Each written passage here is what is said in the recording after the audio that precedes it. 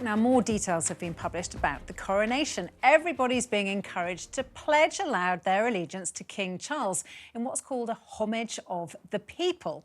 I'm joined now by my royal panel, Sarah Hewson and Rupert Bell. Very good afternoon to you, chaps. Good afternoon. Hello, Daisy. Now, how many sleeps is it now? I mean, only a few until... 5. Is it 5 sleeps Yes. until the coronation? And again, we've had that drip over the weekend of the palace letting us know a few more details. Obviously, the big one is that the order of service, there is going to be, instead of the hereditary peers pledging to their oath to the king, all of us are expected to do it. Well, I think the key word is expected, which isn't in the details, but I think Lambeth Palace got themselves into a bit of a muddle over this at the weekend. They gave a briefing at the end of last week about the changes that have been made to the liturgy of the coronation service, and in that, the most significant one being the change to the homage of the peers, and that has been changed to an homage of the people, homage of the people. Now, the idea behind it is to make this a more inclusive service, and rather than a parade of white male aristocrats, yes, pledging their allegiance to the king, and when that happened in the Queen's service, it took more than an hour to get through them all, that you would have a homage of the people, and that people within the church, within Westminster Abbey, and watching all around the world could join in this oath. But they didn't register that there would be a backlash to this, and anti-monarchists saying that it's offensive, totally tone deaf. People say, well, why would I want to do this? So the clarification has come now that people are invited to, in the same way that you might be invited to sing along with the national anthem, should you so desire. Rupert, do you agree with those who said it was a bit tone deaf? I think, but the key element is, I think people have there's an element of overreaction as well, I think. Yeah. Because the wording is, invite if you wish. Now, if you imagine you're going to a big screen somewhere, for instance, I know, Badminton Horse Trials, big screen, was normally be there, having a big screen there. I can imagine people there who are sitting there in front of the big screen might want to respond when encouraged, and maybe in Hyde Park. So I see it more like that. If you are like-minded and you are going to a big screen, I think you will, and that will help you, give you a point of reference maybe within the service. But elsewhere, I don't, it's up to the individual concerned, and I think it is a nice way, no more than that, but I do think there has been a slight overreaction to it.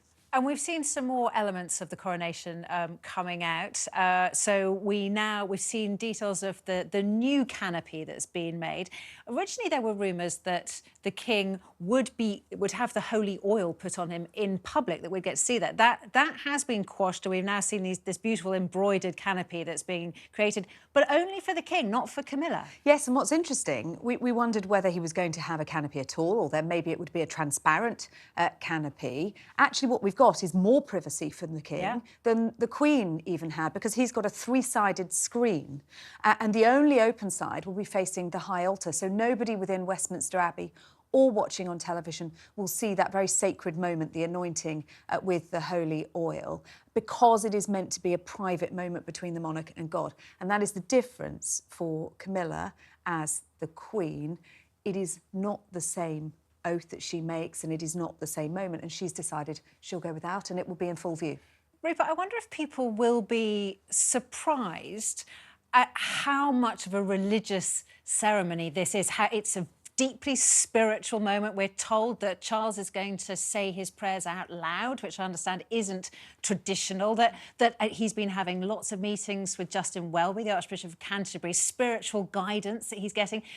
There is a lot of God in this, and I wonder if people will be a bit surprised by that. But I think it shows the faith that the king has, and the important aspects, and actually does believe it, that in his word, this is my God-given purpose.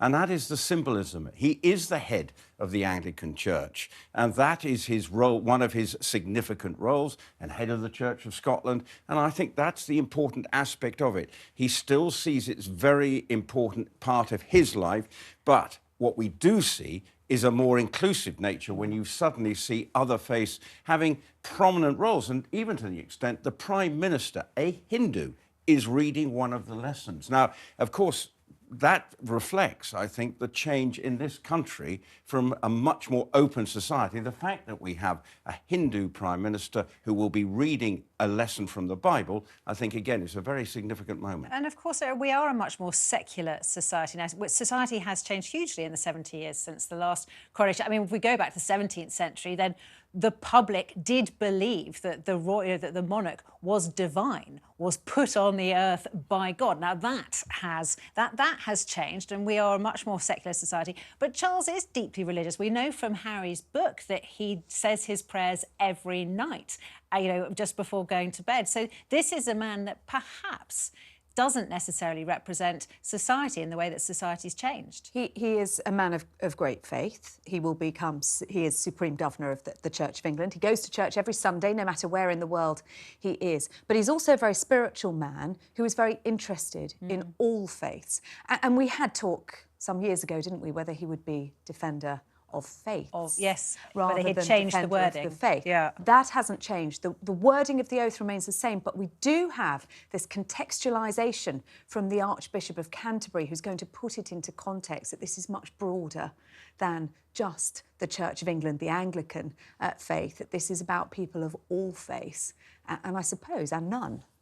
And one of the ways, of course, this coronation is very different is the way it's the blended family between Camilla and Charles and their children and Camilla's ex-husband and their grandchildren having such an important role as the pages, the page boys for both the King and Camilla. And then last night we saw some footage we hadn't seen before of Charles with some of his beloved grandchildren, I think particularly Charlotte. And this was as part of one of the many documentaries that have been coming out over the bank holiday weekend. I know you've both seen it. I saw most of it last night, and I'm afraid I did think it was a rather boring puff piece. Why we should all love the King. Hooray for the King. Well, yeah, I did. Clearly it was a bit puffy. It was in his own words. It was his own voice. So it was taken from various interviews. So I guess you're not going to hear him criticising himself. But what was interesting, you see him in 1970 speaking about environmental issues. Yes. Now that was brave. Single-use plastics. We've got some very cute pictures there of the grandchildren. That's with Prince George there, and there were 3 different images of him as Grandpa Wales, which got a lot of traction on social media. And it was when he was talking about his passion for the environment, as you mentioned there, Rupert, and the reason why he does it, which is to protect the planet for future generations like his grandchildren. And there was one line that, as I was watching it, he suddenly says, well, we believe everything else scientists do, but when it comes to climate change, we don't believe the scientific evidence. And actually, that's sort of putting his head above the parapet in quite a strong way, which, again, you would have probably never thought the Queen would have ever allowed that. But it's still very much part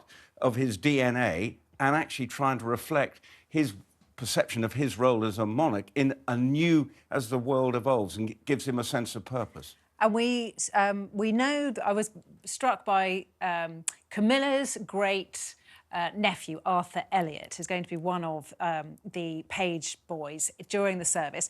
And his grandfather is Steve Winwood.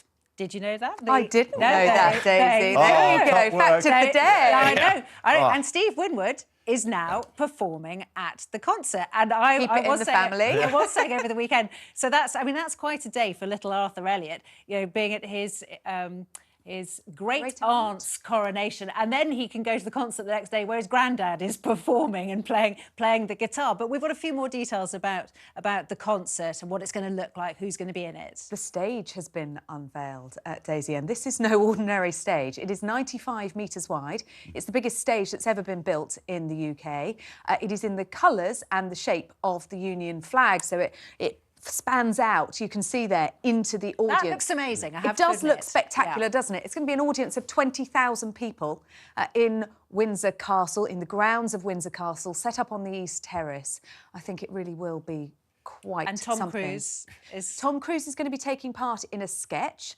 So is Winnie the Pooh. Will it rival Paddington Bear? No, what are they doing? But we thought that about James Bond, didn't we? True. But can I say, the stage at the Platinum Jubilee concert, when you saw that, that was spectacularly done. Whoever they get to do the staging, they've got some good people, and that does look. And given that you have to say that it's not completely A-list throughout the... Tom Cruise is good, but the singers, you know, maybe, you know, if people... Lionel Richie's pretty good, isn't it? It's not bad, but, you know, they were looking for... You know, Adele couldn't... You know, that might have... What I'm saying, but it still will look spectacular. It will look good. It will look good. And, of course, you know, tickets are very difficult to come by for that concert, but not as difficult as an invitation to the Coronation. Which brings me to Francine Jones, who is attending the Coronation herself. She's the former president of the National Black Police Association and is among the British Empire Medal recipients who'll be at the Abbey. Well, obviously, Francine, the most important question is, have you decided what you're wearing? I had, and then I tried it on, and it's too big, so I've got to go and find something else. Oh, no. Oh, no. But tell us about your feelings about going to the Coronation. What was it like when you got the invitation? How did you get the invitation? Well, the invitation came, notification of the invitation came by email, but the actual invitation came by post last week. And because you had to sign for it, I had to go down to the main sorting office and collect it. And I was just surprised at how big it was, for starters, and how heavy it was. And so I had to open it right there and then. And this gentleman who was waiting in the queue was like, "Oh, can I have a look?" So we both looked at it and I thought, wow, this is really lovely. So, yeah. And as somebody who is taking part in the Coronation, what do you think about the way that it's been put together, the way that, you know, that the royal family has tried to portray themselves as perhaps more inclusive, you know, more modern? Do you think that has succeeded? It's interesting. I've been listening. I was listening to what you were saying beforehand, and I've been listening or hearing different news items about it. And I don't know what it's going to be like, and I don't know what to expect. I'm just going to enjoy the experience. And all this talk that's going on the different news channels, I don't know, I just don't really think either way, really. It's just news, isn't it? It is just news, but not for you. I love your story about going down to the post office and getting that big invitation and somebody almost asking for a selfie with it. Well, listen, have a fantastic day on Saturday. Enjoy your time. I know you won't be able to take lots of photographs during the Coronation, but at least you'll be able to watch back the Coronation being broadcast around the world to billions of people and know that, that you were there right at the heart of it. So congratulations for being invited and thank you for talking.